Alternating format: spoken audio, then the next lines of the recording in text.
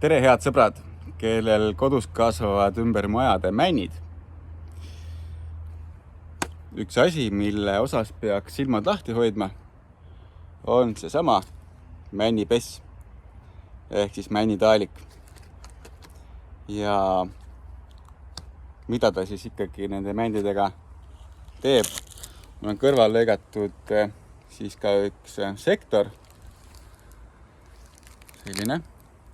Ja siis on näha männitaaliku kahjustus. Ehk siis oma pruunikas siin on tekkinud siis selline mitmeaastane viljakeha puidu pinnale. Täpselt nii, nagu see praegu siin on. Ei jääta väga lihtsasti ka silma, et oskab kenasti peita. Alt on selline kakaopruun ja pealt kasvab natukene sammalt.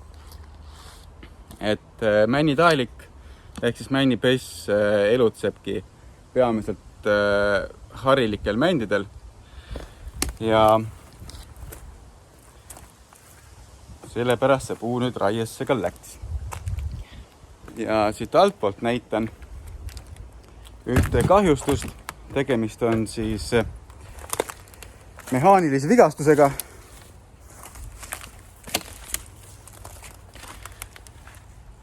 Nõnda.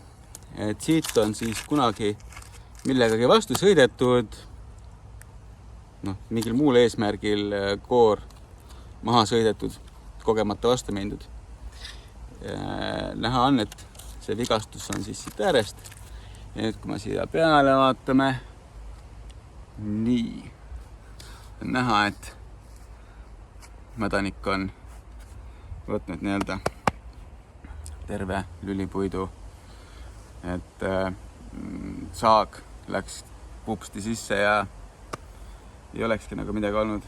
Et puud jah, seda puud enam ei päästa miski. Ei ussi ega püssirohi. Igal juhul olge ettevaatlikud puude vahel sõitmisega, et ei tekiks neid vigastusi. Ja kindlasti hoida siis silmad lahti nende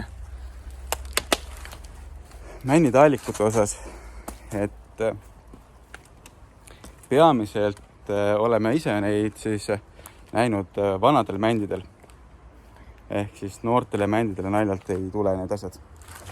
Vanemal puul on ka immuunsüsteem natukene nõrgem ja siis seetõttu on ta erinevatele haigustekitajatele vastuvõtlikum. Aga näitan veel korra, panen paar pilti ka ülesse.